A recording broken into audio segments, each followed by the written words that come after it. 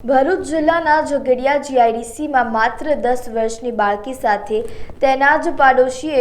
ક્રૂરતાપૂર્વક દુષ્કર્મ આચરતા તેની હાલત ગંભીર બનતા વડોદરામાં સારવાર દરમિયાન ગતરોજ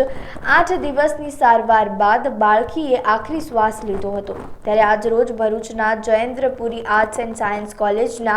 અંદાજિત 500 જેટલા વિદ્યાર્થી અને વિદ્યાર્થિનીઓએ કોલેજથી રેલી સ્વરૂપે કલેક્ટર કચેરી ખાતે પહોંચીને સૂત્રોચ્ચાર કરી આરોપીને ફાંસીની સજાની માંગ કરી છે। હું કૃષ્ણા સોલંકી શ્રી જયેન્દ્રપુરી આર્ટ્સ એન્ડ સાયન્સની વિદ્યાર્થીની છું।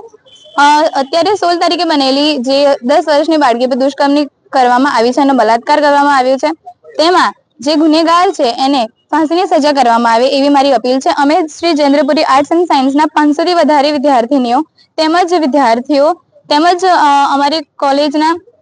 ભાઈ લોકો અને એનએસએસ ટીમ અમે બધા અહીંયા એક અપીલ કરવા આવ્યા છે કે જે ગુનેગાર છે એને જલ્દી ફાંસીની સજા મળે, તેમજ અમે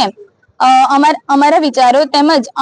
જે અમે કહેવા માંગીએ છીએ કલેક્ટરશ્રીને તે અમે કાગળમાં લખ્યું છે અને એ અમે તમને અપીલ આપવા માંગીએ છીએ કે જે 10 વર્ષની માસૂમ બાળકી જેને આપણે સ્ત્રીઓને આપણે માતાનો સન્માન આપીએ છીએ તેને